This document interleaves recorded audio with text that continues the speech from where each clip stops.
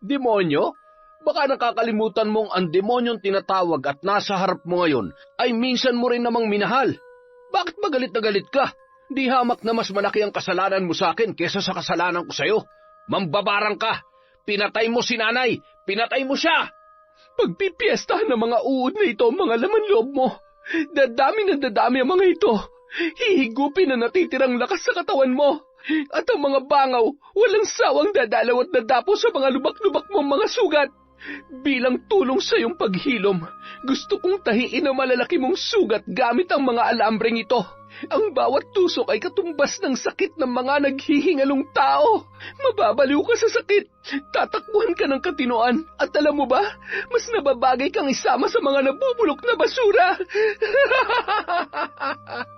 Sige, damay-damay na to. Lahat ng mga bahay dito ay magiging abo. Masunog sana kayo, pati na rin ang bahay na tumulong sa demonyitang yon. Taon 2013, Cavite.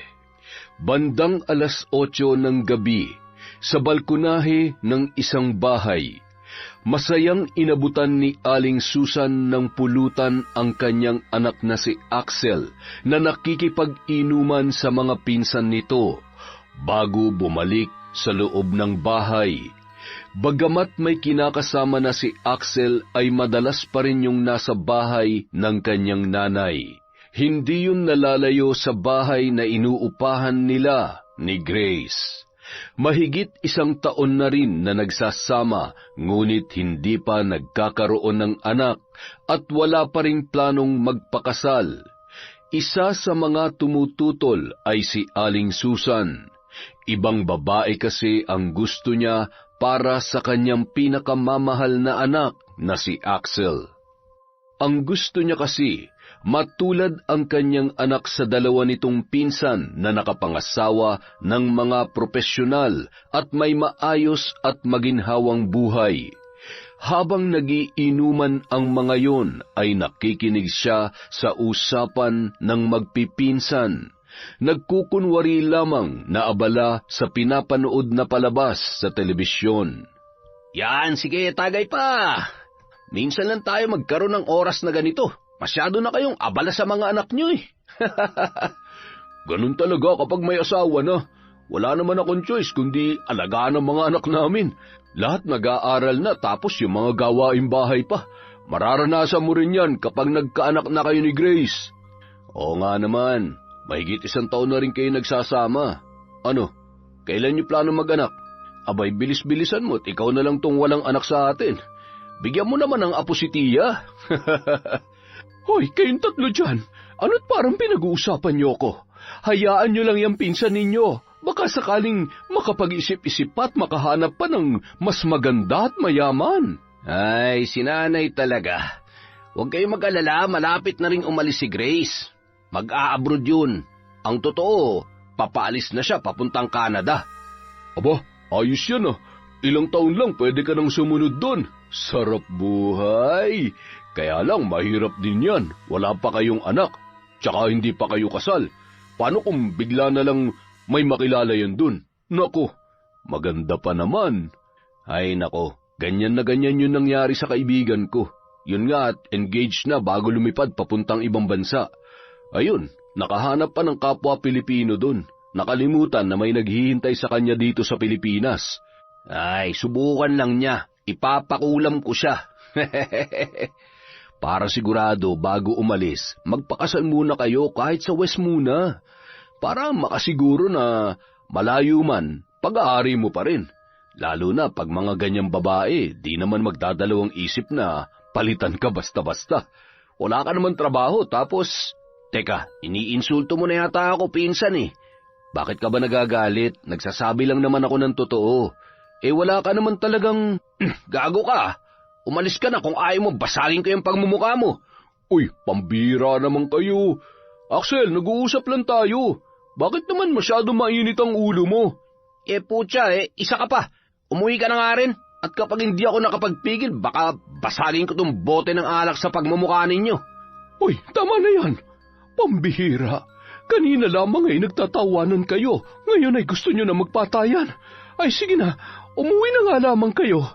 Ay, tiya pagsabihan niyo nga yung anak ninyo. Kaya hanggang ngayon wala pa rin trabaho eh. Dahil magaling lang sa pagbabasag ulo. Tse, aba, lintik ka. Napakayabang mo naman. Samantalang pinapakain ka lang din naman ang asawa mo. Yan ang alam nyo. Kahit nasa bahay ako, may negosyo akong inaasikaso. Hindi tulad ng anak mo na hanggang ngayon, kapag walang makain, nanghihingi pa rin sa inyo. Iiwanan ka talaga ni Grace dahil baog ka na nga, batugang ka pa. Abat tarantadon to ah. Huwag kayo magpapakita sa akin, papatayin ko kayo. Kumalma ka na. Hayaan mo't pasasanbay. Mauungusan mo rin na mayayabang na yon. Totoo bang narinig ko kanina? Mag-a-abroad ba talaga si Grace? Oo, pero kung dahil sa pag-a-abroad niya ay magkakasira lang kami. Mabuti pang... Mabuti pang ano? Hoy, bumalik ka dito. Huwag mo nang pigilan si Grace. Lintik na batang ito. Sa dami ng mamanahin sa akin ay ang pagiging mainitin pa ng ulo. Makapagligpit na nga lang muna. Aba, ay may natira pang alak dito. Sayang naman ito ah.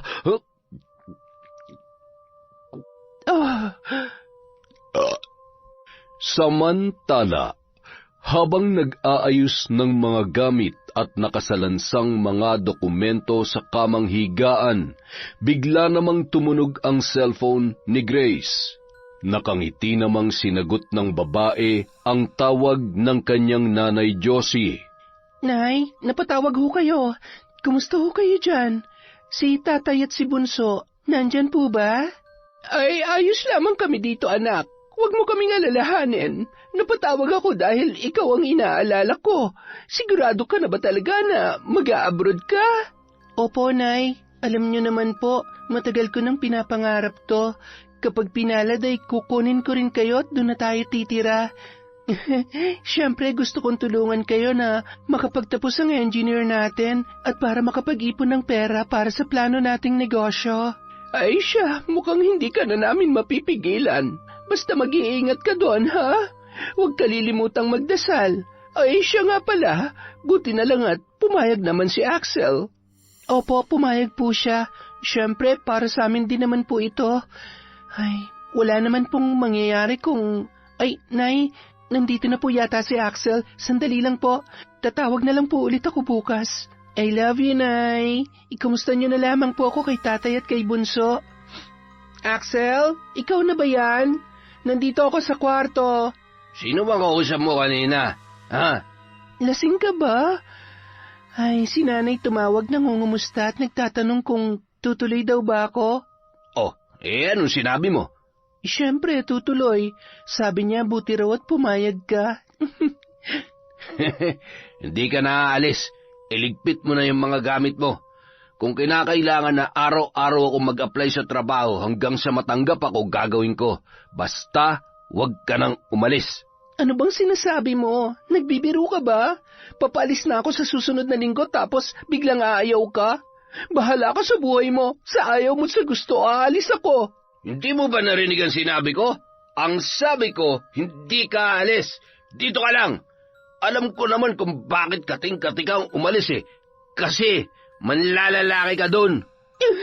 Ang kapal na mukha mong sabihin yan. Napakarumi ng isip mo.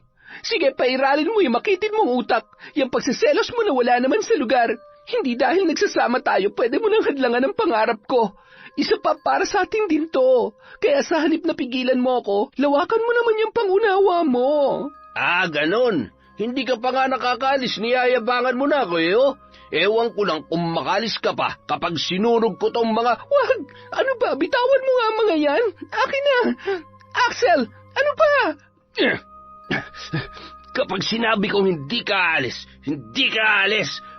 Bitawan mo ako! Hayop ka! Mapapatay kitang buwisit ka! Grace! Hindi mo ako matatakasan! Mas gugustuhin ko pa mamatay kaysa sa makasama ka. Hindi ka na nga nakakatulong, may gana ka pang manakit at hadlangan ang pangarap ko. Ang kapal na mukha mo, wala kang kwenta. Nagmamadali niyang dinampot ang isang folder na naglalaman ng mga dokumento at ng kanyang maleta. Nagmamadali niyang inilagay ang kanyang mga damit doon. Nang akmang papaalis na, ay buong lakas na hinila ni Axel ang buhok ng babae, sabay sinakal ng nakatalikod. Axel, bitawan mo ako. Bitawan? Tapos ano, iiwan mo ako? Inuubos mong pasensya ko eh. Akalain mong iiwan mo talaga ako? At anong sabi mo kanina? Ha? Wala akong kwenta? Ngayon, ipaparanas ko sa'yo kung gaano ko kawalang kwentang lalaki. Kinaladkad niya papuntang kusina si Grace habang patuloy sa pagpupumiglas ang babae. Buong lakas na kinagat ni Grace ang kanyang kanang braso, ngunit nanatiling malakas ang pagkakahawak noon sa mahaba niyang buhok. Walang kasing lakas at paulit-ulit na iniumpog sa mesa ang ulo ng babae hanggang sa mawalan yon ng malay. Tumigil lamang si Axel nang makita ang tumutulong dugo sa ulo ng kanyang kinakasama. Napatulala na lamang ang lalaki nang makita na wala ng malay si Grace. Dahan-dahan niya yung binitawan hanggang sa sumalampak sa sahig. Sinapo niya ang ilong noon at tinitigan ang labi na bahagyang nangingitim na. Grace? Grace, gumising ka. Hindi maaari. Hindi ka pwede mamatay. Samantala, habang naglalakad si Aling Susan papalapit sa pinto ng bahay nina Axel, ay napatigil siya nang marinig niya ang paghagulgol ng kanyang anak. Axel? Axel? Ano nangyari? Ay, Diyos ko! Anong ginawa mo kay Grace? Nay, hindi ko sinasadya. Nadala lang ako ng galit ko. Nay, anong gagawin ko? Dali natin siya sa ospital. Hindi pwede mamatay si Grace, Nay. At tayo kung makulong. Sira ulo ka ba? Bakit mo pa dadalhin sa ospital yan? Kapag nabuhay pa yan, siguradong siya mismo magpapakulong sa'yo. Kung ayaw mo mabulok sa bilangguan, gumawa ka na ng paraan para... Alam ko na, sandali lang. Kumalma ka lang at itigil mo nga yung kakaiyak mo. Baka may makarinig pa sa'yo. Tumungo sa kwarto si Aling Susan at nagmamadaling kinuha ang isang malaking itim na maleta, sabay bumalik sa kusina. Anong gagawin mo dyan, Nay? Huwag ka na maraming tanong.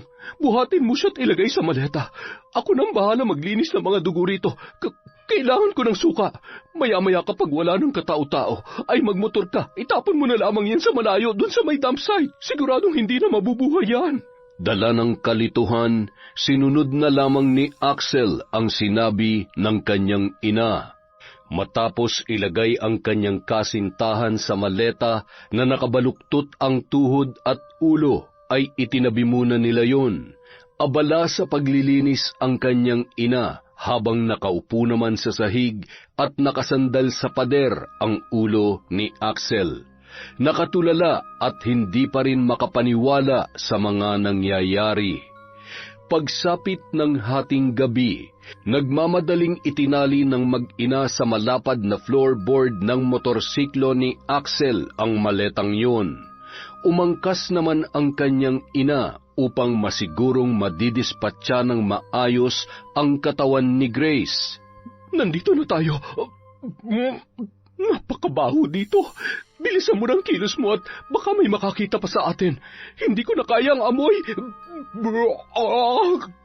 Matapos isama sa mga basurang nakatambak na nakalagay sa mga malalaking itim na garbage bag, ay nagmamadaling pinaarangkada ng mag-ina ang motor papaalis sa nasabing lugar. Nadaanan pa nila ang naglalakad na si Johnny at ang lolo Jojo nito na tulak-tulak ang kanilang kariton. Sinasamahan ni Johnny ang lolo niya mula nung maliit pa lamang siya sa tuwing gabi. Meron din silang sariling talipapa kung saan nagtitinda ng gulay sa tapat ng kanilang bahay ang matanda, habang nag-aaral naman sa kursong business management si Johnny na noon ay nasa ika-4 na taon na. Nakatira ang maglolo sa squatters area malapit sa nasabing dump site. Hinila naman ni Johnny ang kanyang lolo Jojo sa tabi, sabay na tilamsikan sila ng tubig ulan dahil sa mabilis na takbo ng motorsiklo na dumaan sa kanilang tagiliran. Pwe! Ano ba naman at hindi magdahan-dahan ng pagpapatakbo mga yon? Nabasa tuloy ang damit ko. Ay, pambihira naman oo. Hindi ba sila marunong magdahan-dahan? Wala man lamang pakialam kung may masasagasaan na o wala. 2 araw nyo na po kasing suot yan, Lolo. Baka sakaling mamaya pag uwi natin ay gusto nyo ng palitan. Sayang naman.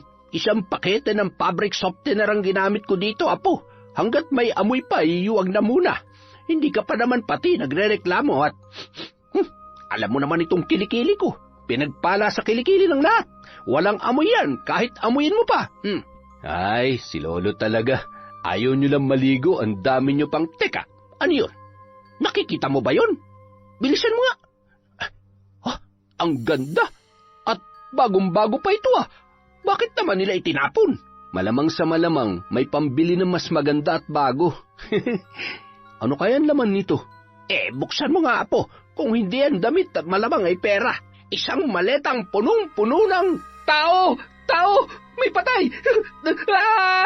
Napatakbo na lamang papalayo ang maglolo at naiwan ang kanilang kariton. Nang matauhan ay biglang tumigil sa pagtatatakbo ang matanda na noon ay hingal na. Lintik ang bata ka. Pinatakbo mo ako sa gulat. Sigurado ka bang patay na ngayon? Ay, hindi ko po alam, no. May dugo po kasi, kaya baka patay na nga po yun. Naku, baka mapagbintangan pa tayo. Tara na, huwag na lang tayo makialam at baka nagmamasid lamang sa tabi-tabi ang pumatay doon. Pero paano po kung buhay pa yun? Ay, bahala na nga. Uy, saan ka pupunta? Anak naman ng teteng, oo. Umiral na naman ang pagiging superhero ng apo ko. Ay, Diyos ko, mamagay. Nangingilig ang tuhod ko sa nervyos at lintik. Parang naihipa yata ako sa salawala. Agad namang sinundan ng matanda ang kanyang apo pabalik. Habang nakahawak sa balakang ni Johnny ang kanyang lolo, nakita niya kung paano inilabas yon sa maleta at sinapo ang ilong ng babae. Lo, buhay pa siya. Anong gagawin natin dyan? Siguradong delikado ang buhay niya dito. Kapag hindi natin siya tinulungan, baka lalo lamang siya mapahamak. Tinapik ni Johnny ang muka ng babae. Bahagya yung napamulat at umubo. Tulungan niyo ako. Napakahayop naman na may gawa nito. Paano natin siya iuwi? Huwag mo sabihin na ibabalik pa natin siya sa loob ng maleta. Lolo naman, bubuhatin ko na lang po at ilalagay natin dito sa kariton. Teka lang, miss, ha?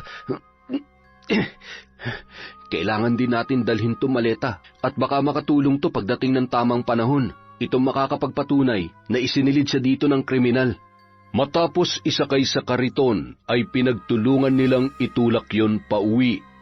Nang makarating sila, ay sakto namang nakasalubong ni Johnny ang kaibigan niyang nurse. Johnny boy, kumusta? Oh, babae? Ano nangyari dyan? Tulungan mo kami. Ano kasi, nakita namin siya sa dump site. Nasa loob ng maleta. May sugat siya pero buhay pa naman. Nakakaawa eh. Sige, doon na lang sa inyo. Bilisan natin para tumigil ng pagdurugo. Mas maganda kung madadala natin siya sa ospital at kailangan masuri ang ulo niya. Posible malakas ang pagkakabagok at kapag napabayaan, pwede niyang ikamatay yan. Matapos bigyan ng paunang lunas at linisin ang mga sugat, magkakasamang dinala nila yon sa ospital kung saan nagtatrabaho ang kaibigan na nurse ni Johnny. Gamit ang sariling pera mula sa bulsa ng binata at ng lolo nito, ang ginastos nila para sa pagpapaospital ng dalaga.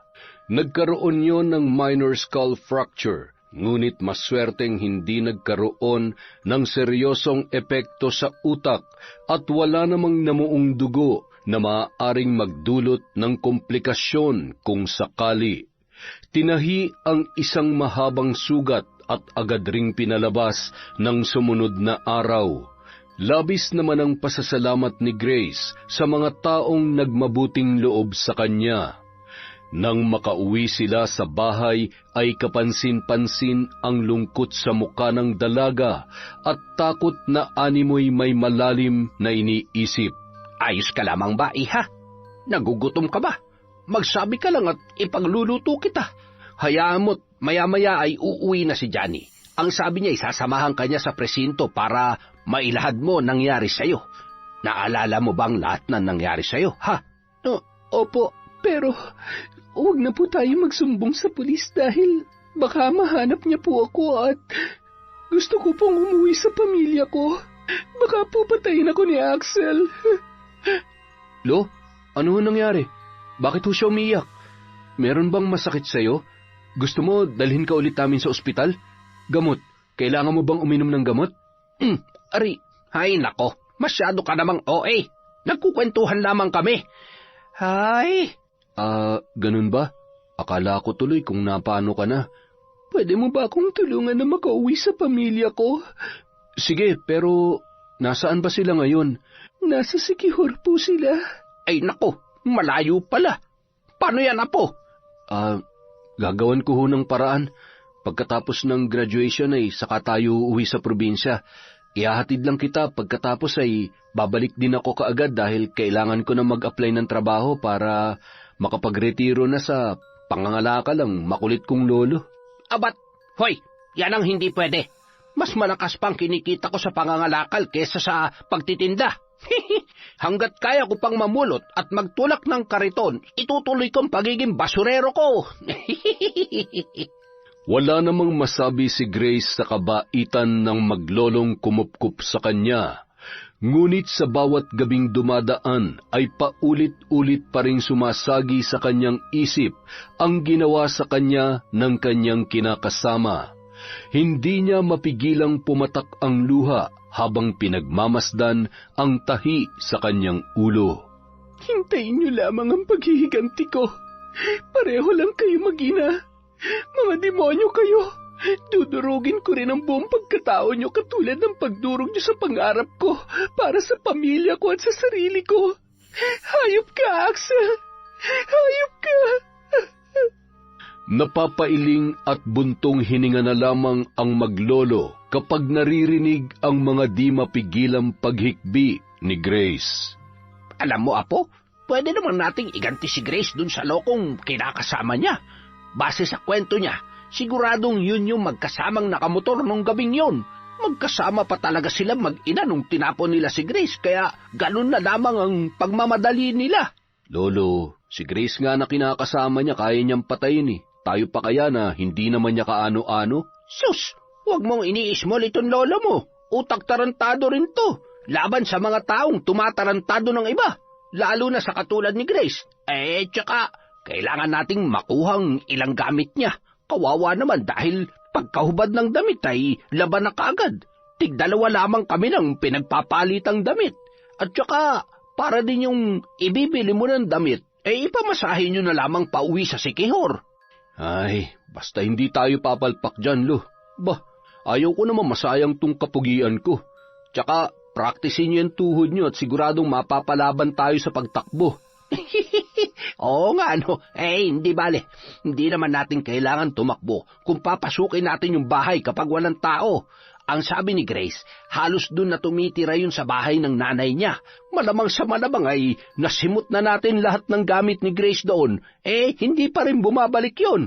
Wala tayong ititira. Tapos, para mas masaya, takutin natin. Para mabagabag ng takot at konsensya ang hinayupak na yon. Ilabas mo nga sa freezer yung dugo ng baboy at kailangan natin yun. Makatulog na ka muna at bukas ko na lamang ipapaliwanag sa'yo kung paano natin paglalaruan ng gagong Axel na yon. Kinabukasan, ng sumunod na gabi. Nakakailang bote ka na naman, Axel. Tama na yan. Ano na lang ang mangyayari kung puros alak na lamang ang atupagin mo? Humanap ka na lang ng ibang babae para makalimutan mo ng lintik na babaeng iyon. Ay, pwede ba, Nay? Patay na nga yung tao, ginaganyan mo pa rin. Di man siya nakapagtapos ng pag-aaral, pero di hamak na Mas madiskarte at mas may kwenta siya sa akin. Anak ng putya naman oh. Hindi nga ako pala rin magkaroon ng permanenteng trabaho samantalang siya. Mula nung magsama kami, wala man lamang akong naiambag kahit sa bill namin sa kuryente. Wala talaga akong kwenta. Pinatay ko siya. Pinatay ko yung babae na wala namang gusto kundi mahalin ko lang. Ay nako, yan ang nga bang sinasabi ko. Iinom-inom ka tapos magdadrama ka at kung ano-ano na naman ang lalabas dyan sa bibig mo. Sige, ipagpatuloy mo na yan. Kapag nagkataon, ikaw din mismo magpapahamak dyan sa bibig mo. Ay! Samantala, nung mga oras na yun ay isinisilid na ni Johnny at ni Lolo Jojo ang mga damit at ang isang folder na naglalaman ng mga importanteng dokumento ni Grace. Matapos sa makuha ang mga yon ay ikinalat nila ang dugo ng baboy sa tiles ng bahay, sa kwarto hanggang sa kusina. Nilagyan din nila ng pulang ekis ang mga larawan ni Axel, sabay sumulat sa pader ng salitang, "Mamamatay ka rin." Sakto namang palabas na ang dalawa nang matanawan ang paparating na si Aling Susan na inaalalayan ang kanyang anak na nagpupumilit umuwi sa kanyang inuupahang bahay. Nagkubli ang dalawa sa tagiliran ng bahay at nang masigurong nakapasok na sa loob ay tumakbo ang maglolo palabas ng tarangkahan at nagmamadaling naglakad papalayo sabay sumakay sa isang tricycle. Samantala, matapos paupuin sa may sala si Axel ay napansin ni Aling Susan ang mga marka sa larawan ng kanyang anak. Gayon din ang nakasulat sa pader. Paglingon sa may kusina ay nakita niya ang nagkalat na dugo sa sahig at sa lamesa. Napahawak sa bibig ang ginang at hindi makasigaw, dala ng sobrang takot. Nanginginig ang kamay at tuhod na lumapit sa anak at pinaghahampas yun, sabay itinuro ang kanyang mga nakita. Ano yung mga... Grace? Minumulto niya ba tayo, Nay? Grace, patawarin mo ako. Kailangan nating alisin ang mga dugo at hindi kita pwedeng iwan na mag-isa dito. Kung talagang nagmumulto siya, delikado ang buhay mo dito. Siguradong hindi matatahimik ang kaluluwa niya hanggat hindi siya nakakaganti sa atin. Nagmamadaling tumungo sa kwarto si Axel nang makita niyang nakabukas ang pinto noon. Nadulas pa yon dahil sa nagkalat na dugo sa sahig. Nang bumangon siya ay tumambad ang nagkalat na ilang mga gamit at nakabukas na aparador. Lalo yung nataranta at nanginig sa takot. Nasaan yung mga gamit dito? Nay! Nawawala yung mga gamit ni Grace! Hindi kaya buhay siya. Baka siya may gawa ng lahat ng ito. Nay, umalis na tayo dito. Ayokong makulong. Umalis na tayo bago pa siya magsumbong sa mga pulis. Kumalma ka nga, Axel. Naguguluhan na rin ako. Ay, tulungan mo ko maglinis at lalong magmumukha tayong kriminal kapag iniwan natin sa ganitong kalagayan ang bahay na ito. Isa pa, kapag umalis tayo, magmumukha na tayong guilty. Mag-isip na lang tayo ng paraan kung sakali magsampa siya ng kaso laban sa atin. Wala tayong pera at wala tayong ibang mapupuntahan. Umaasa lang tayo sa buwan ng pensyon ng tatay mo. Sa kabilang banda, nang makababa ng tricycle ang maglolo, ay masayang-masaya ang mga yun na naglakad papunta sa looban kung saan naroroon ang kanilang bahay. Siguradong matutuwa si Grace nito. At siguradong takot naman ang Axel na yun at ang nanay niya sa nakita nila.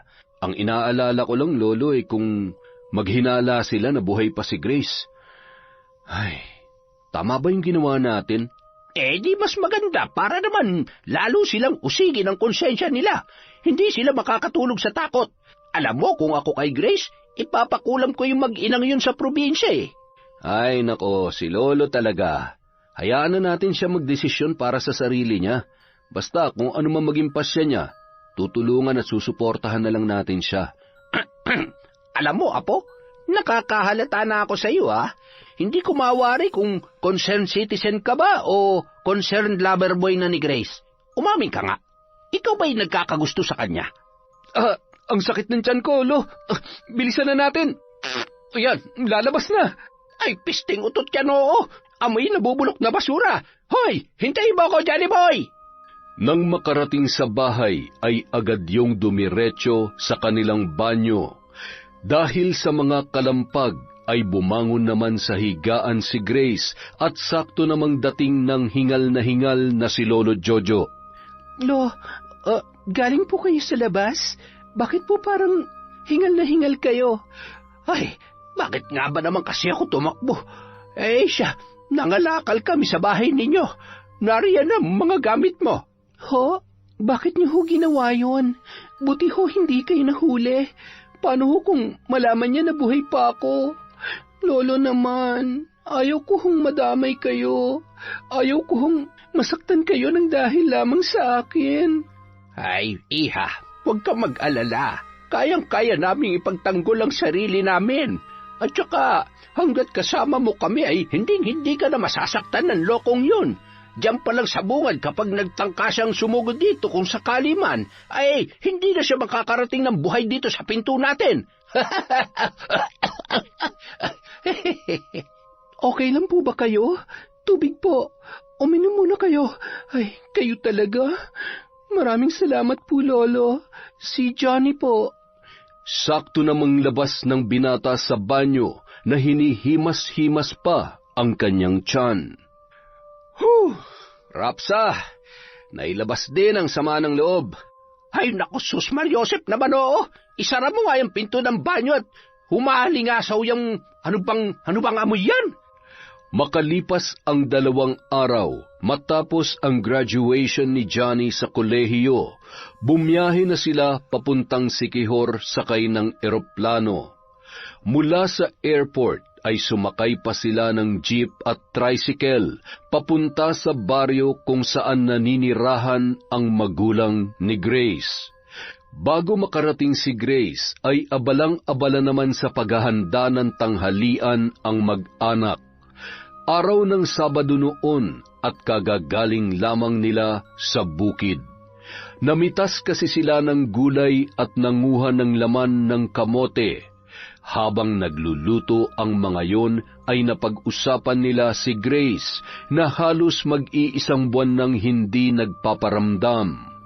Ayos lang naman siguro siya doon, Nay. Sabi niya doon sa huling text, magiging abala siya doon at istrikto daw yung amo niya. Di ba may mga ganun naman talaga? Siguro naghahanap lang yun ng pagkakataon para matawagan tayo dito. Miss na miss ko na nga po si ate. Ay, sana nga ay nasa maayos siyang kalagayan ngayon. Hindi ako halos makatulog sa gabi sa kakaisip sa anak natin. Kung ako lang ang masusunod ay ayaw ko na lumayo siya. Siguro kung nagpursige lamang si Axel na magtrabaho ay hindi na kailangang magpakalayo-layo pa ni Grace. Hindi man lamang pinalad si Grace sa mapapangasawa niya. Ay, hindi bali sanang hindi mayaman basta responsable man lamang sana. Malay mo naman makapag-isip-isip pa. Hindi pa naman sila kasal. Marami pang pwedeng mangyari.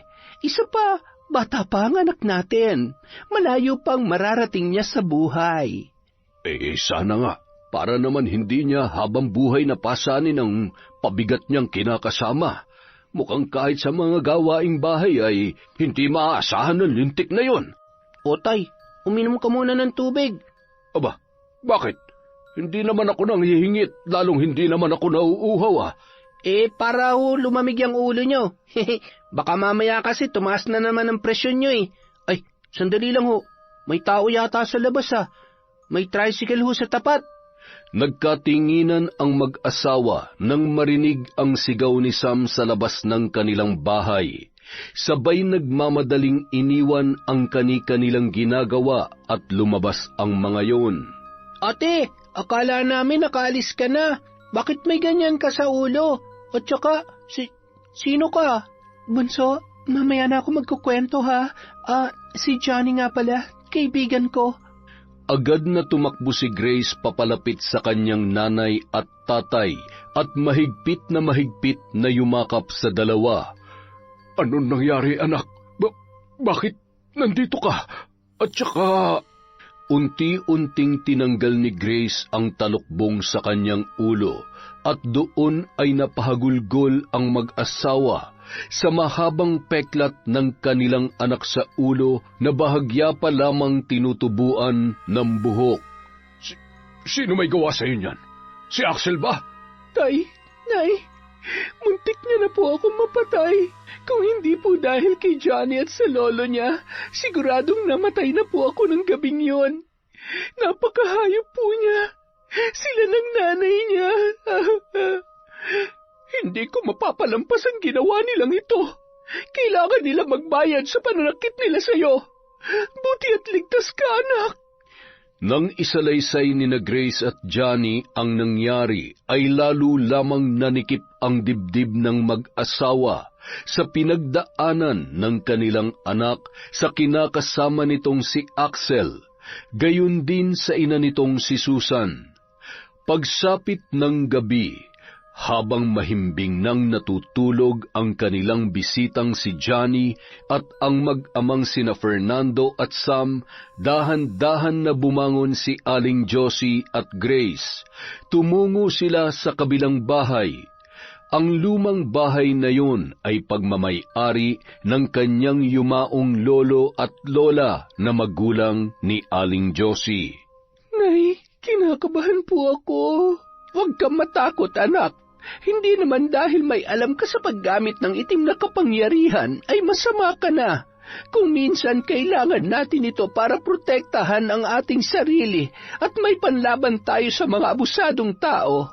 Kung sakaling dumating ang araw na mag-cruise ulit ang landas nyo ni Axel at ng demonyita niyang ina, gusto ko na sa pagkakataong yon ay kayang-kaya mo na silang labanan. Ay, tama ho kayo, Nay. Wala naman hong masama kung susubukan ko, pero gusto ko po na pagbayaran nila to sa tamang paraan at gagawin ko yan gamit ang itinuro niyo sa aking kaalaman. Nang gabing yon, naging bukas ang puso't isipan ni Grace na aralin at yakapin ang itim na kapangyarihan sa pamamagitan ng pagbigkas ng mga salitang nagpapahiwatig ng buong pusong pagtanggap. Hindi naman nagtataka ang kanyang ina kung paano naging madali ang pagsali ng kaalaman at pag-anib ni Grace sa itim na kapangyarihan dahil sa masakit na pinagdaanan nito.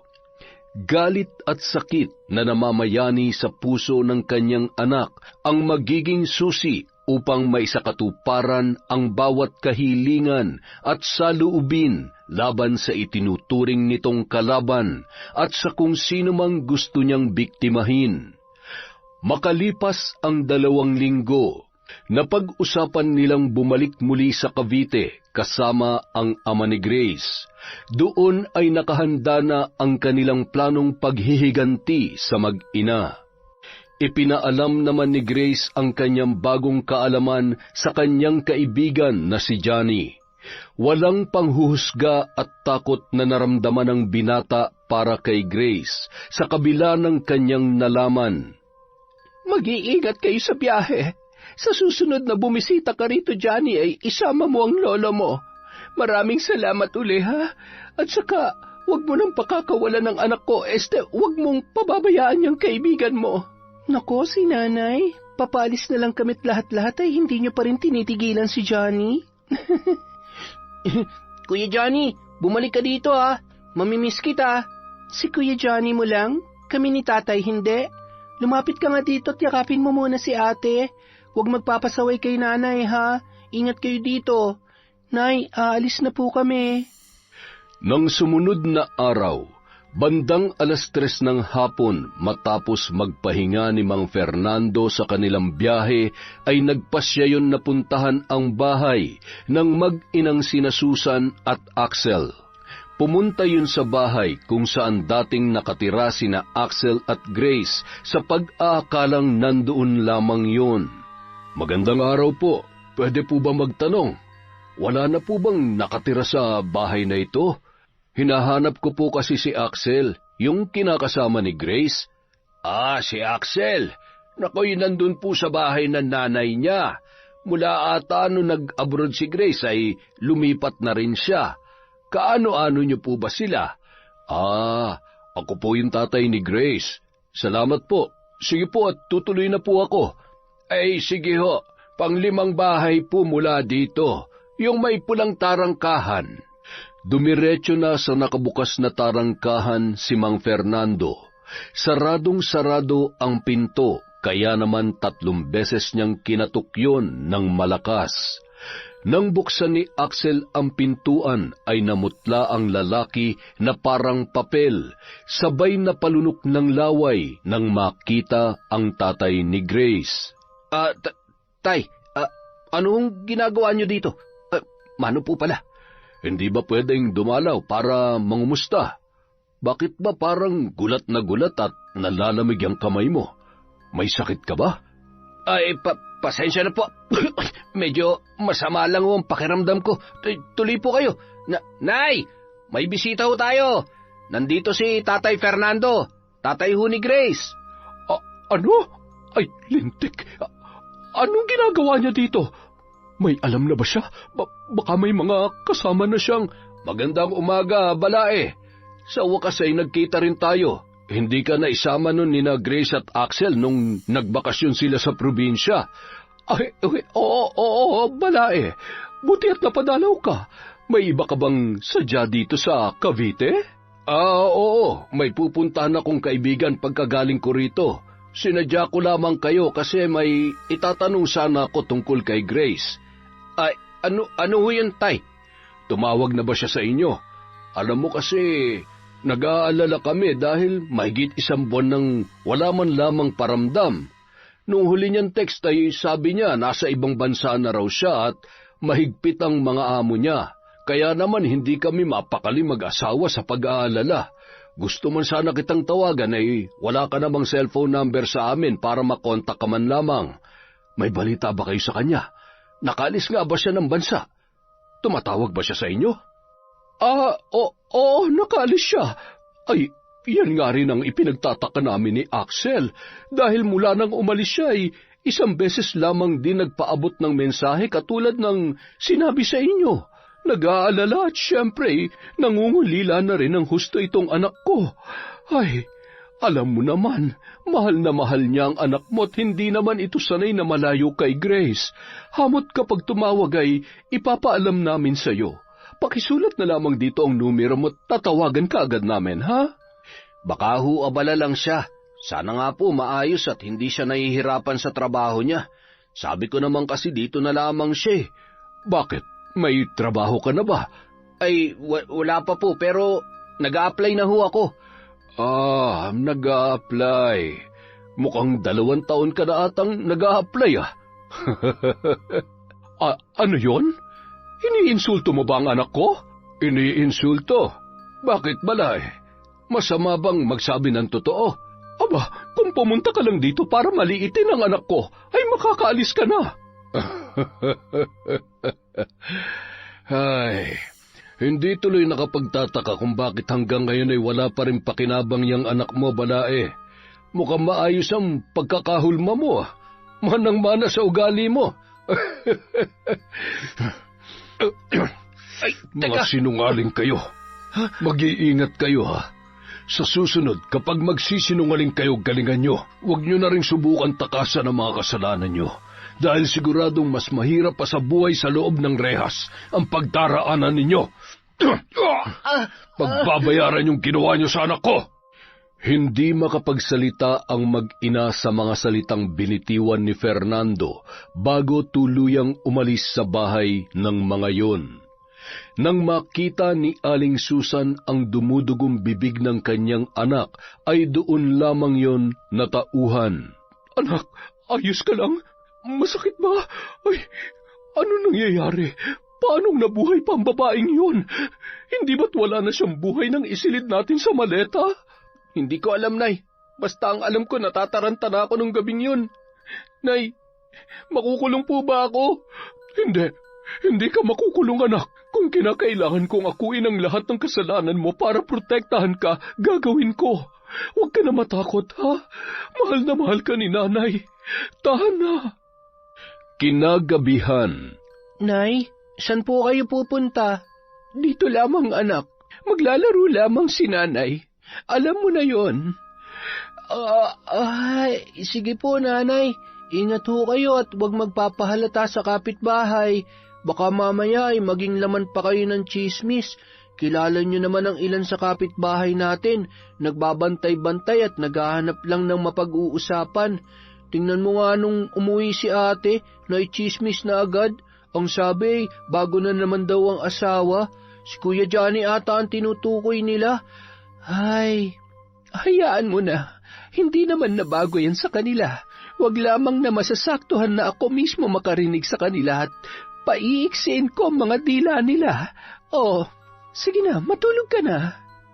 Pagdating sa kabilang bahay, kung saan naroroon ang mga gamit, ay paisa-isa niyang inilapag ang mga kagamitan niya sa pambabarang. Pasipul-sipul pa yun habang sinisindihan ang uling na nasa isang lumang kaserola. Hinintay niya magningas yon habang sinisindihan ang 7 kandila na kulay itim.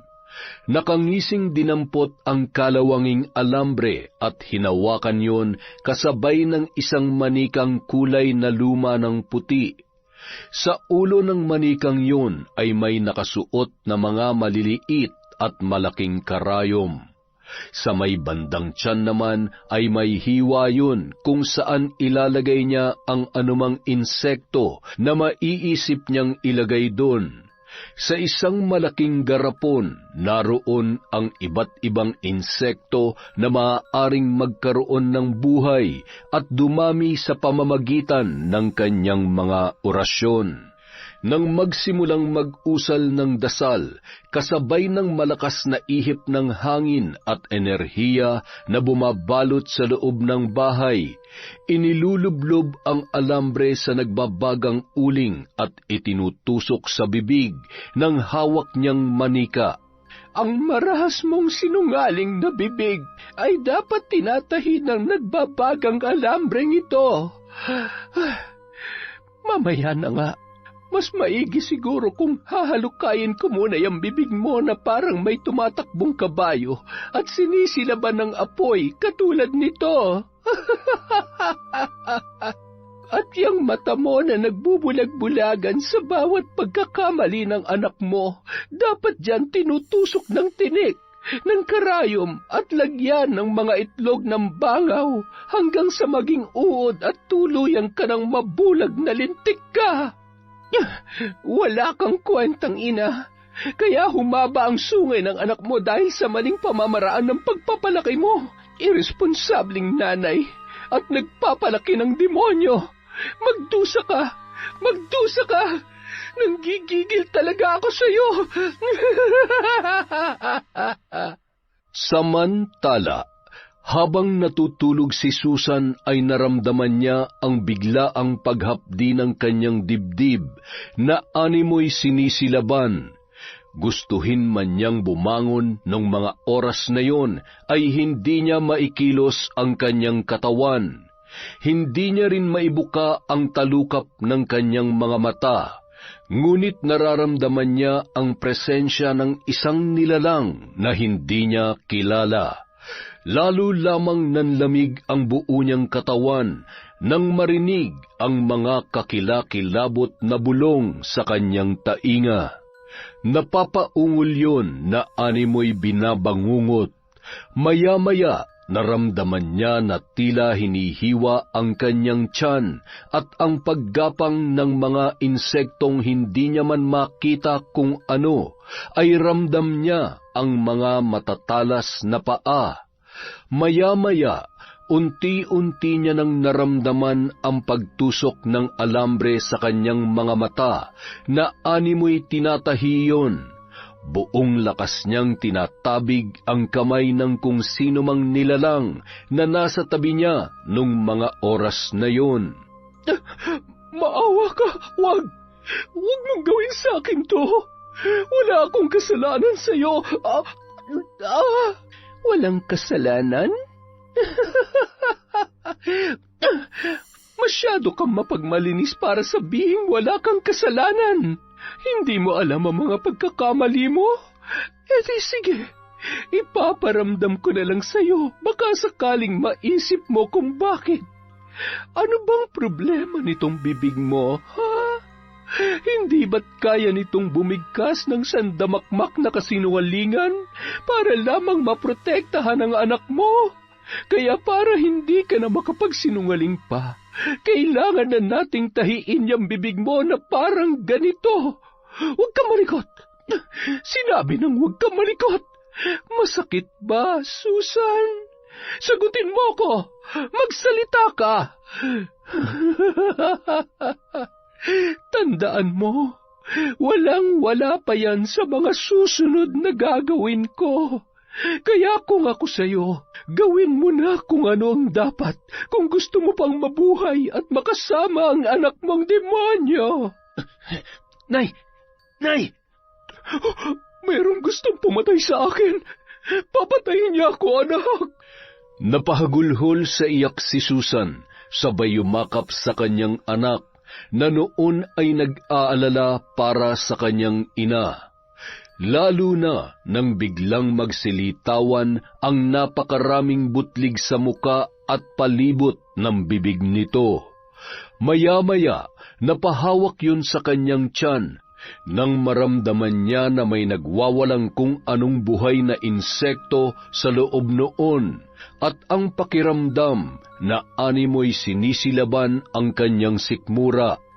Nagpagulong-gulong yon hanggang sa gumagapang at humihiyaw na sa labis na sakit. At nang kumalma ay napahawak naman siya sa kanyang ulo nang maramdaman ang pinaghalong pangangati at kirot. Kasabay ng mahigpit niyang paghawak ay ang pagkalagas ng kanyang buhok. Nanginginig ang kamay na tinitigan ang napakaraming buhok na nasa kanyang kamay, na may kasama pang natuklap na makapal na anit na may bahagyang dugo. Sa pagkataranta ni Alex ay nagsisigaw yon sa labas at humingi ng saklolo. Isang matandang lalaki ang nakita niya doon na nagdadampot ng mga lata at plastik sa basurahan sa labas ng mga kabahayan ang lumapit sa kanya. Ang iba naman ay sumilip lamang at bumalik na sa kanilang higaan. Walang pakialam, lalo na't hindi naman sila malapit sa mag-ina at alam din nila ang kagaspangan ng mga ugali noon. May tutulong ba ako sa iyo, iho? Hindi mo ba nakikita? Huwag ka na ka magtanong, tulungan mo na lang ako, bilis! Abay, ayos ah. Sa lahat ng nangangailangan ng tulong ay siya pa yung siga. Nang makita ng matanda ang kalagayan ni Susan ay napailing-iling yon. Hindi imposibleng mambabarang ang may gawa nito.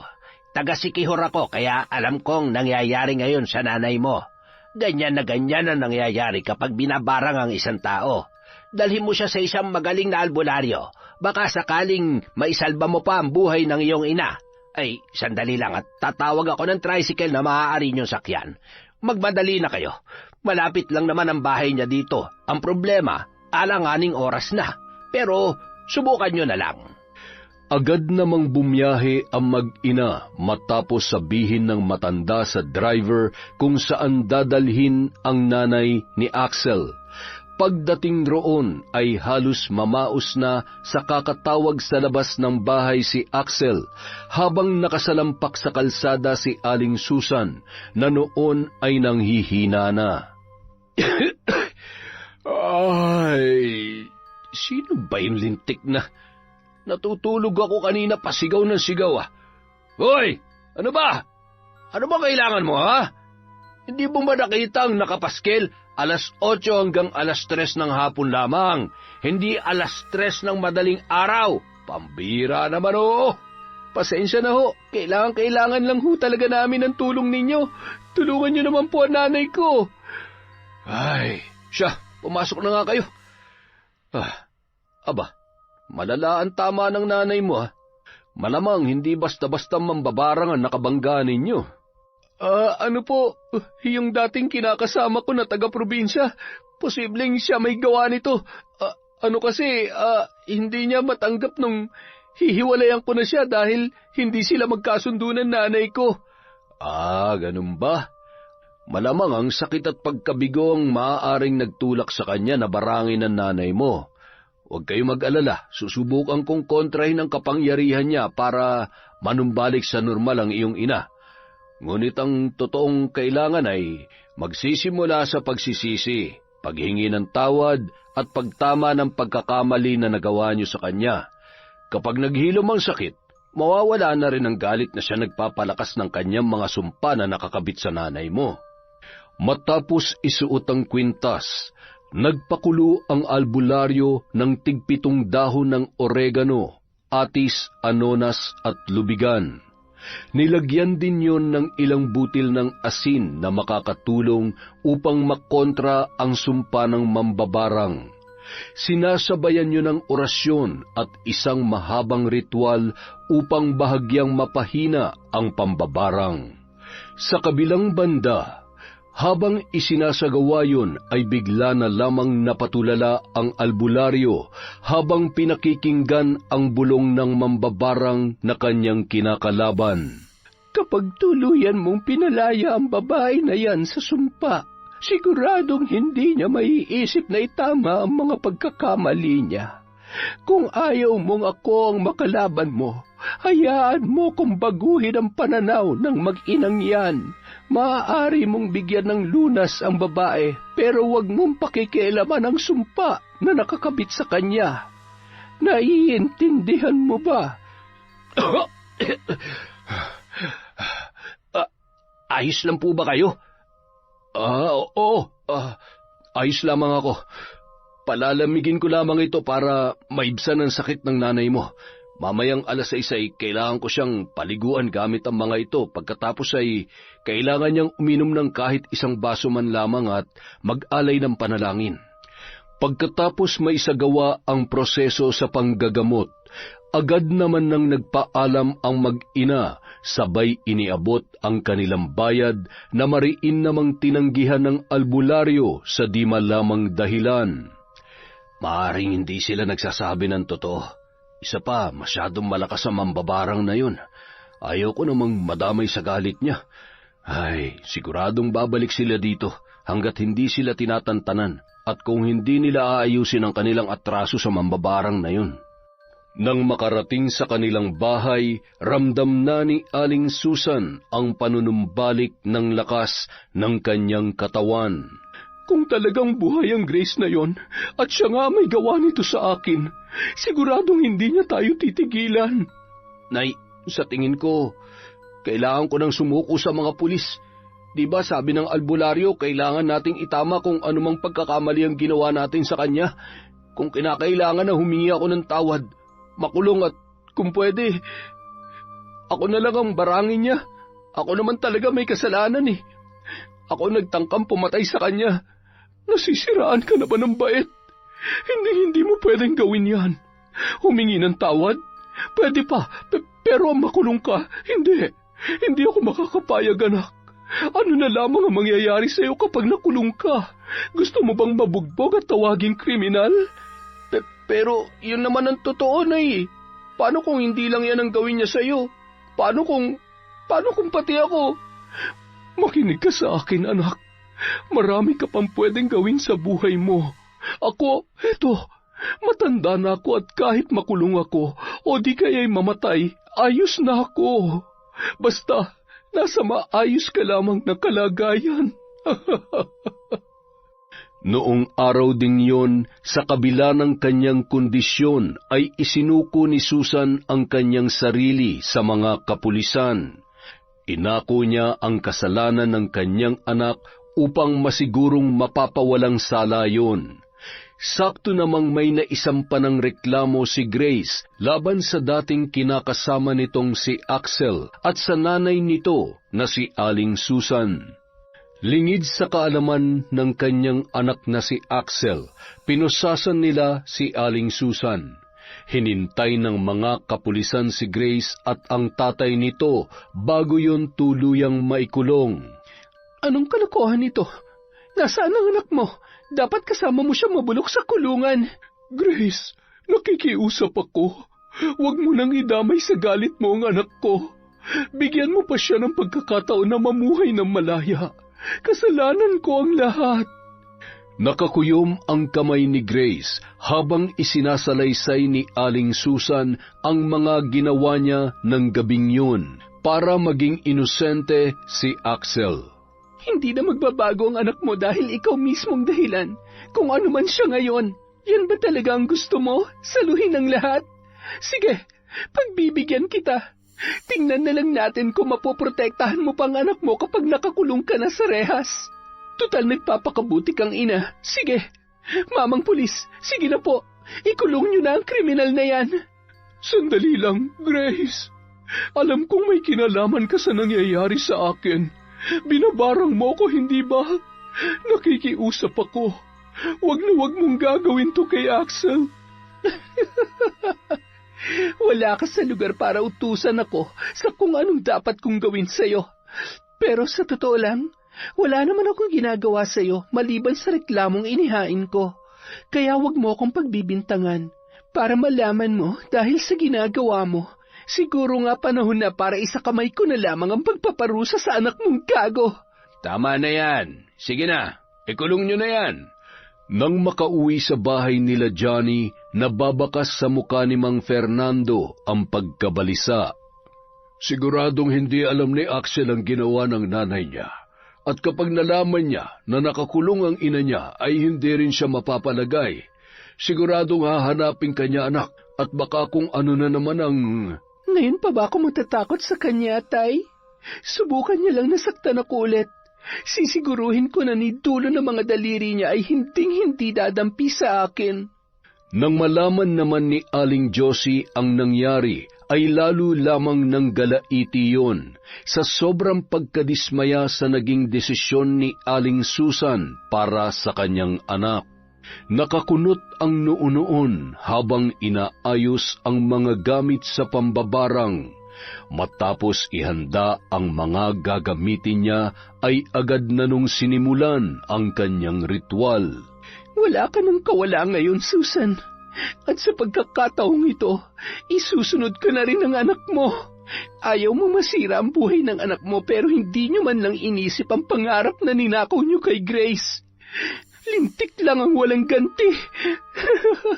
Magsama kayo hanggang sa kasulok-sulukan ng impyerno.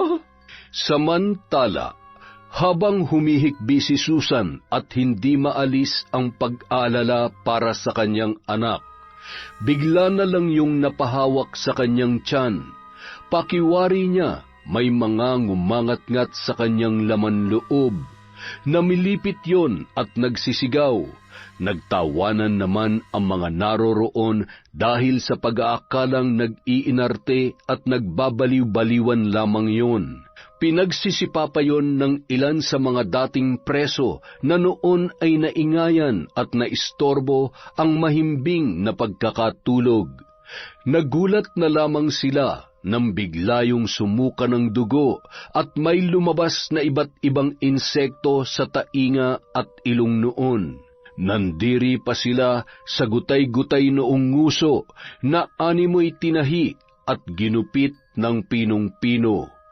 Nagkagulo ang mga yon, kaya naman agad na inusisa ng mga pulis kung ano ang nangyayari. Bago pa man mailabas si Aling Susan, ay wala na yung buhay. Nang gabi rin yun, isang malungkot na balita ang natanggap ni Axel na noon ay nakikipag-ugnayan sa pulis tungkol sa kasong kinakaharap ng kanyang ina. Hindi totoo yan. Hindi pwedeng mamatay si nanay. Mga sinungaling kayo. Hindi makapaniwala ang binata sa bilis ng mga pangyayari, at nang makita niya ang kalagayan ng kanyang ina ay lalo lamang siyang nanlumo. Sa halip na pagsisihan ang kanyang mga ginawa, ay lalo lamang nadagdagan ang galit at kagustuhan niyang makita at mapatay sa pangalawang pagkakataon ang dati niyang kinakasama. Ipinapangako ko, Nay, ipag-ihiganti ko kayo. Papatayin ko rin siya. Kahit halugugin ko pa ang buong mundo, gagawin ko para mahanap at patayin siya sa pangalawang pagkakataon. Wala kang awa, Grace. Wala kang awa. Makalipas ang 2 linggo, matapos mailibing ang ina ni Axel, pabalik-balik din siya sa albularyo dahil sa unti-unti niyang pangangayayat. Hindi man lamang kasi yun dalawin ng antok at hindi rin makakain ng maayos. Kapansin-pansin din ang paglaki ng kanyang tiyan. Katulad na nangyari sa kanyang ina, ay nabarang din ang binata. Ano ka bang klaseng albularyo, ha? Nagsasayang lang yata ako ng pamasahe at oras sa iyo eh. Hindi mo naman ako napapagaling. Wala kang kwenta. At talaga may gana ka pa magalit sa akin? Ang kapal naman ng mukha mo. Alam mo kung hindi dahil sa akin, baka patay ka na sa sobrang tindi ng sumpa na nakakabit sa'yo. Ay, total, wala naman pala akong kwenta, di lumayas ka na. At huwag ka nang babalik dito. Walang kasing bilis na tumakbo papalabas ng bahay ng albularyo si Axel nang makita niya ang pagdampot ng albularyo sa matalim na itak na nasa lamesa. Nang makitang tumatakbo ay kinuyog pa yon ng mga tambay sa labas ng bahay sa pag-aakalang may kung anong ninakaw ang binata. Buti nga sa iyong hambog ka. Tinutulungan na nga't lahat, ako pa yung walang kwenta. Maswerte namang nakatakas pa yon at nakauwi ng buhay sa kanilang bahay. Maraming natamong pasa sa muka at pananakit ng buong katawan. Lalo lamang siyang nanghina, ngunit pilit niyang nilalakasan ang kanyang loob. Hindi ako maaaring mamatay ng walang laban. Hindi kita titigilan, Grace. Kapag napatay na kita, wala na akong pakialam kung ano pang mangyari sa akin. Nang sumunod na araw, bandang 6:00 ng gabi, habang nakatambay at nagmamasid sa may palengke, natanawan ni Axel si Grace na sumakay sa isang tricycle. Sinundan niya yon at patawa-tawa pa nang mapansin kung saan yun pupunta. Gaga, napaka-ilusyonada pero nagtsatsagang tumira sa... amoy basura. Pagkababa ng tricycle, tumayo si Grace sa may labasan na tila ba may kung sinong hinihintay. Sinamantala ni Axel ang pagkakataong yun na sagasaan ang mga pinamalengke ng dalaga. Brisette, ikaw? Napakasama talaga ng ugali mo. Hanggang ngayon pala'y hindi ka pa rin nagbabago. Demonyo ka pa rin. Demonyo? Baka nakakalimutan mo ang demonyong tinatawag at nasa harap mo ay minsan rin namang minahal mo. Bakit ba galit na galit ka? Di hamak na mas malaki ang kasalanan mo sa akin kesa sa kasalanan ko sa'yo. Mambabarang ka. Pinatay mo si nanay. Pinatay mo siya. Bitawan mo ako. Huwag mo akong sumbatan, Axel. Dahil sa totoo lang, walang kapatawaran ang ginawa mo sa akin.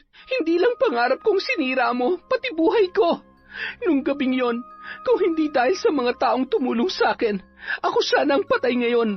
Siguro nga hindi pa panahon para mapanagot ko kayo mag-ina. Minahal kita. Minahal kita, alam mo yon. Kahit wala kang kwenta ni minsan hindi ako nagreklamo, pero yung magawa mong saktan at patayin ako at itapon na parang basura. Hindi ko makakalimutan yon. Hindi. Ah, ganun ha? Pues mamatay na tayong dalawa. Bitawan mo ako, ano ba? Aray ko! Grace, hoy! Bitawan mo siya! At sino naman ang anak-araw na to, ha? May bago ka ng jowa? Ayos ha! Halika nga rito. Pahihiramin kita ng mukha sa aso. Gago ka? Pakailamero? Kuyom ang mga kamay. Paulit-ulit na nag-usal ng mga kahindik-hindik na salita si Grace. Bigla na lamang nanigas ang mga kamao ni Axel na noon ay hahatawin pa sana si Johnny. Anong ginagawa mo sa akin? Tama na! Aray! Umalis ka na! Umalis ka na! Kapag hindi ka pa umalis, tutuluyan na kita! Wag! Maawa ka! Hindi na ako magpapakita sa'yo! Hindi na! Nawawala sa sarili na kumaripas yun ng takbo nang makita ang nanlilisik na mga mata ng dalaga. Agad namang tinulungang tumayo ni Grace si Johnny. Ayos ka lang ba? Oo, wala to.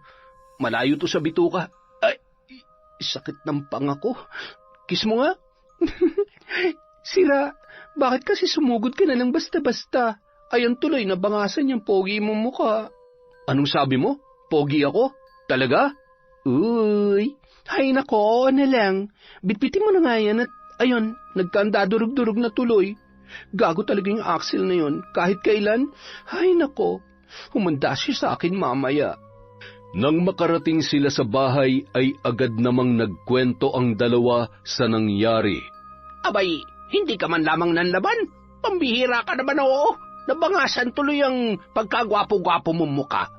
Alam niyo naman ho na hindi ako sanay sa... Huwag kang mag-alala, igaganti na lang kita sa kanya. Salamat, Johnny, ha. Salamat kasi lagi kang nandyan para iligtas ako. Ay, wala talagang gagawing tama ang lalaking yon. Siguradong manggagalaiti na naman sa galit ang nanay mo kapag nalaman niya ito.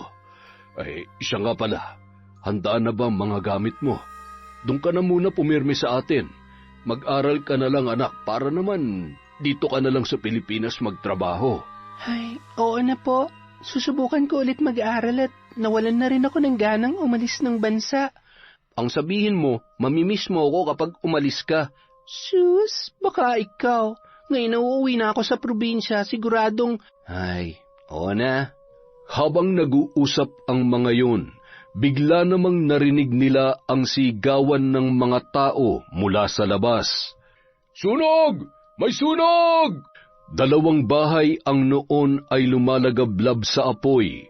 Tumakbo sila papalapit para makiusisa sa nangyari nang biglang makita ni Grace ang nakatanaw na si Axel. Sige, damay-damay na to. Lahat ng mga bahay dito ay magiging abo. Masunog na kayo, pati na rin ang bahay na tumulong sa demonyitang yon. Patakbong lumapit si Grace kay Axel at noon ay hawak pa ang 1 galon at lighter. Axel, hayop ka talaga. Wala kang kasing sama. Pati ba naman mga tao dito ay nadamay mo? Oh, bakit ako sinisisi mo? Nanonood lang naman ako dito ah. Wala kaya akong ginagawang masama. Ah, ganon ha? Wala pala ha? Sinungaling ka talaga at wala kang puso. Sinasagad mo talagang galit ko. Habang itinuturo ni Grace sa kinatatayuan ang lalaki, ay bigla na lamang nagpasuray-suray yon na parabang tinatangay ng kung anong puwersa. Maya-maya, binuksan noon ang hawak na galon na mayroong laman na gasolina. Ibinuhos niya yun sa kanyang katawan at walang kasing bilis na sinindihan ang kanyang sarili. Tulong! Tulungan niyo ako! Napalingon ang mga tao nang marinig ang nagpapagulong-gulong na si Axel sa kalsada habang pasimple namang naglakad papalayo si Grace na patay mali siya sa kanyang ginawa.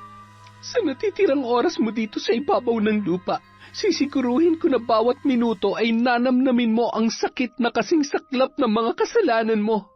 Wala na akong ititirang awa at ni katiting na pagmamahal sa iyo, Axel. Tapos na akong umasa na may pag-asa magbago ang tulad mo. Malala ng kasamaan mo. Pwede ka nang makipagtagisan ng kasamaan sa kaluluwang nasusunog sa impyerno. Sa tulong ng mga taong sumaklolo, maswerte pa rin nabuhay yun. Hindi rin nagtagal ay naapula rin nila ang sunog nang dumating na ang mga bumbero. Nang malaman ng mga pinsan niya ang nangyari sa kanya, ay hindi naman siya natiis ng mga yun. Yun ang gumastos sa ospital hanggang sa makalabas ay hindi siya pinabayaan. Bakit niyo ba ako tinutulungan? Bakit hindi niyo na lang ako pinabayaan mamatay sa ospital na yun? Kesa naman ganito ang kalagayan ko ngayon. Kalimutan mo na mga naging alitan natin noon. Magpagaling ka. Peklat lang ang mga yan. Hindi naman magiging hadlang yan kung gusto mo talagang ayusin ang sarili mo. Kung ano-ano kasing kalokohan ang inaatupag mo eh. Pambihira. Nawala na si Tia para lang maayos yung buhay mo. Kahit alam naman namin na hindi naman talaga siya may kasalanan kay Grace. Hindi ka ba nakukonsensya? Maawa ka naman sa sarili mo. At isipin mo ang sakripisyo ng nanay mo para lang kung nandito ka para pangaralan ako, tumigil ka na. Kasi kahit hindi pa magaling ang mga sugat ko, kayang-kaya kong bangasan yung pagmumukha mo. Ay, yan ang problema sa iyo eh. Lagi mo na lang pinapairal ang init ng ulo mo. Manahimik ka! Hindi pa ba sapat na kinakarma na ako? Tama kayo, wala akong kwenta. Kasalanan ko lahat ng to, pero naging mas miserable ang buhay ko dahil sa mambabarang na yun. Ano? Mambabarang? Ano yun? Huwag ka nga nagpapatawa. Ay, ano bang gusto mong kainin at ipagluluto kita? Hindi yung ganyan. Bakit ka ba tumatawa? Totoo ang sinasabi ko. Totoo ang mambabarang. Mambabarang si Grace. Siyang pumatay kay nanay at siya rin ang dahilan ng lahat ng mga kamalasan ko ngayon. Insan, mukhang kailangan na natin itong patingnan sa ano. Ano? Iniisip niyo ba na babaliw na ako? Bakit ba ayaw niyo maniwala sa akin? Papatayin ko kayo eh. Papatayin ako ni Grace. Mambabarang yon. 3 araw na ang nakalipas mula nang makauwi si Mang Fernando at Grace sa probinsya. Nang gabing yon ay tinungo ni Grace at Aling Josie ang lumang bahay upang isagawa ang ritual na kanilang pagtutulungan upang masigurong maisasagawa nila ng matagumpay ang pambabarang. Alam mo anak, kahit ano pang pagpapasakit natin sa lalaking yon, mukhang imposible ng matauhan yon. Natural na ipinanganak at pinalaki na maitim ang budhi at buto. Hindi ko malaman kung paanong nagustuhan mo yon. Nay, sino ba naman ang hindi aasa sa tamis na mga pangako at magagandang plano niya para sa amin? Hindi ko naman alam na sa pagpaplano lang pala siya magaling. Ay, siguro nga ginawa niya yan para mapaniwala ako na mahal niya talaga ako. Alam mo, Nay, dahil sa nangyari sa amin, ngayon ko lang din naisip na sobrang laki kong tanga. Ang sakit lang kapag iniisip ko kung talagang minahal niya ba ako o baka nga ginamit niya lang ako eh. Pero iniisip ko, siguro yung masakit na pinagdaanan ko, yung mga nangyari ang paraan para mailigtas ko ang sarili ko sa relasyon na wala naman patutunguhan. Akalain yung kailangan ko pang maranasan na isilid sa maleta bago ko makita yung lalaking talagang para sa akin. Ay naku anak, ganyan talaga ang kapalaran. Pero hindi pa rin katanggap-tanggap ang ginawa sa iyo na mag-inang yon. Hindi kailanman magiging tama at magiging pwede para sa akin. Kaya ngayong gabi, tapusin na natin to. Pagkatapos ay palayain mo na ang sarili mo sa galit. Hindi ko lubos maisip na yung lalaking minsang minahal ko ay gusto kong pahirapan at patayin ngayon, Nay. Masama ba akong tao? Masama ba ako kung tutuluyan ko na ang hayop na yon? Ano ba ang gusto mo? Ikaw ang may hawak ng lahat. Kung pinanghihinaan ka ng loob na saktan at patayin siya, alalahanin mo ang gabi na walang awa kanyang sinaktan, isinilid sa maleta at itinapon na parang basura. Tatagan mo ang loob mo at ang galit na natitira dyan sa puso mo ang tutulong sa'yo para tapusin siya. Pinahid ni Grace ang kanyang mga luha, sabay tumango, umupo sa sahig at inihilera ang mga bagay na gagamitin niya sa pambabarang.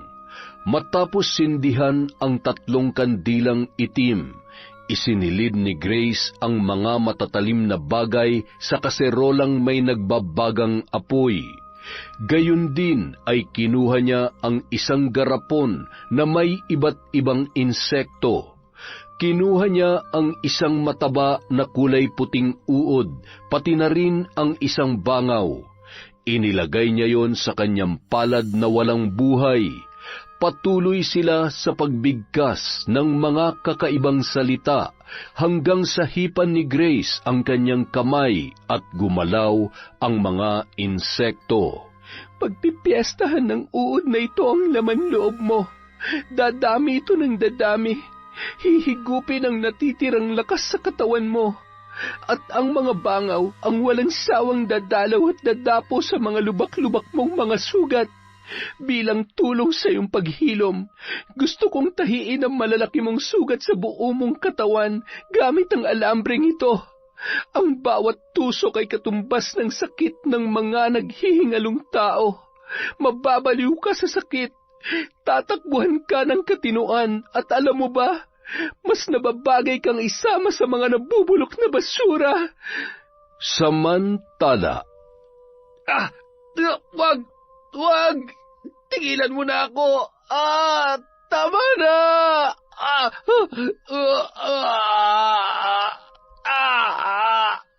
palala na ng palala ang mga sugat niya. Nakakatakot. Kailangan na natin siyang itali. Mas mahihirapan tayo kapag tumakas na naman ang lintik na... Ay, napapagod na talaga ako mag-alaga sa lukulukon to eh. Buti sana kung gagawin niya rin to sa atin kung sakaling tayong nasa kalagayan niya. Sabi ng bitiwan niyo ako! Axel, saan ka pupunta? Bumalik ka dito! Axel! Ay, Diyos ko, kayo na pong bahala sa kanya. Ginawa naman po namin lahat para matulungan siya. Chang, kunin niyo na lang po yung anak niyo. Tutal, kasalanan niyo naman kung bakit nagkaganyan siya eh. Ay... Habang naglalakad si Axel, nakaramdam yon ng sobrang lamig. Nagtaasan ang mga balahibo niya, sabay palingon-lingon sa mga taong dinaraanan niya. Tinatakpan nun ang kanyang tainga dahil sa malakas na halakhak na kanyang naririnig habang ang mga tao ay nagtitinginan sa kanya. Tumahimik na kayo! Tumahimik kayo, sabi! Nandiyan na sila! Maririnig nila tayo! Papatayin nila ako! Tumakbo ang binata, sabay sumampa sa isang nakatigil na truck na may mga nabubulok na basura. Hindi alintana ang amoy basta makatago lamang siya roon habang nakakuyom ang tuhod hanggang sa nakatulog na. Bagamat madilim ay hindi man lamang napansin yon ng mga tao. Tulog na tulog at walang kamalay-malay na nakarating na siya sa dump site, nagabundok ang basura. Walang ekspresyon na naglakad-lakad at tila ba wala ring naaamoy.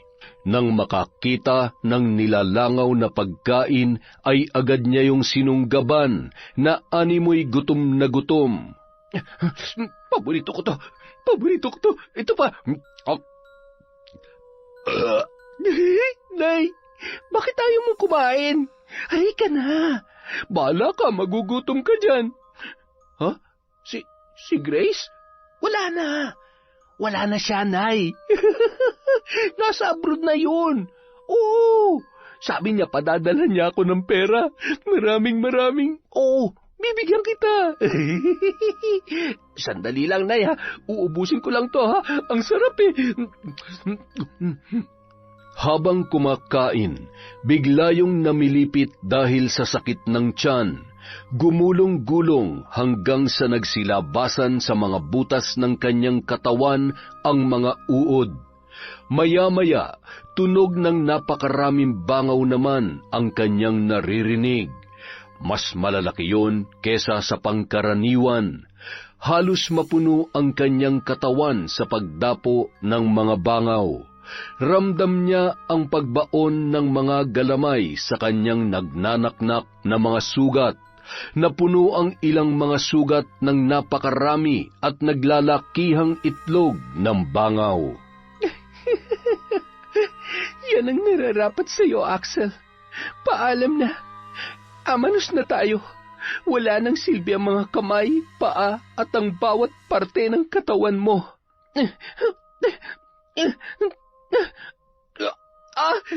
Tama na, Rico. Pagod na ako. Patawarin mo na ako. Ayoko na.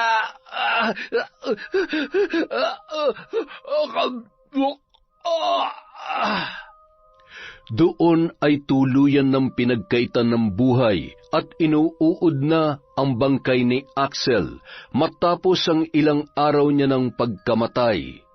Kamatayan ang naging bunga ng kanyang pagmamalupit sa taong minsang nagpahalaga sa kanya at nagmahal. Kamatayan na kabayaran na mas piniling ipagpatuloy ang kasamaan kesa itama ang kanyang kamalian. Makalipas ang 3 taon, umuwi si Johnny sa Siquijor at ang kanyang lolo Jojo, hindi para magbakasyon kundi para hingin ang kamay ni Grace sa mga magulang nito.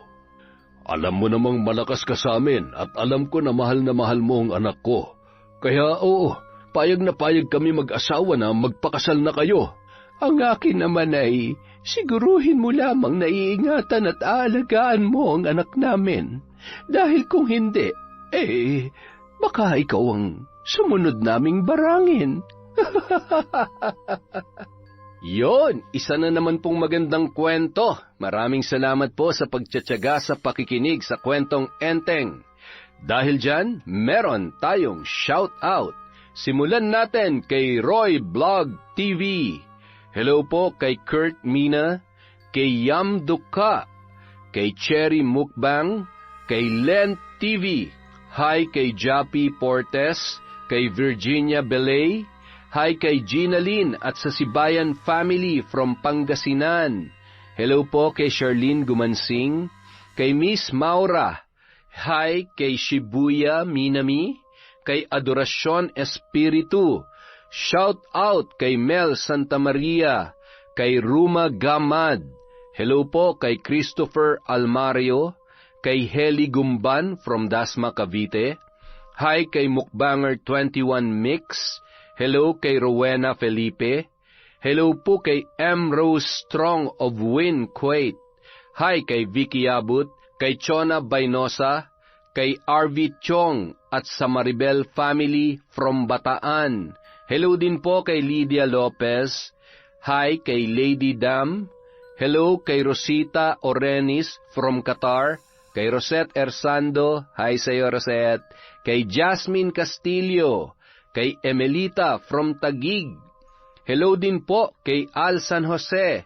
Shout out kay Maribel Santiago, kay Krill Balayas, kay Ruben Cipres, kay Chander de Guzman from South Korea, kay Ednalyn Tupas at kay Christine Angel Ann. Hello po kay Ella Heda. Shout out din po kay Elvira Malakas and family, kay Lagawang Shaw TV. Hello kay Cola Lona. Hi kay Rai at Sagaledo family from Cabuyao, Laguna. Hello po kay Merly Akunin, kay Monica at Ryzen Nieves. Hello kay Erica Ember, kay Ahmed Panigel, at kay Bernadette Arcalas. Para po sa mga hindi natin na shoutout ngayon, marami pa po tayong videos na i-upload.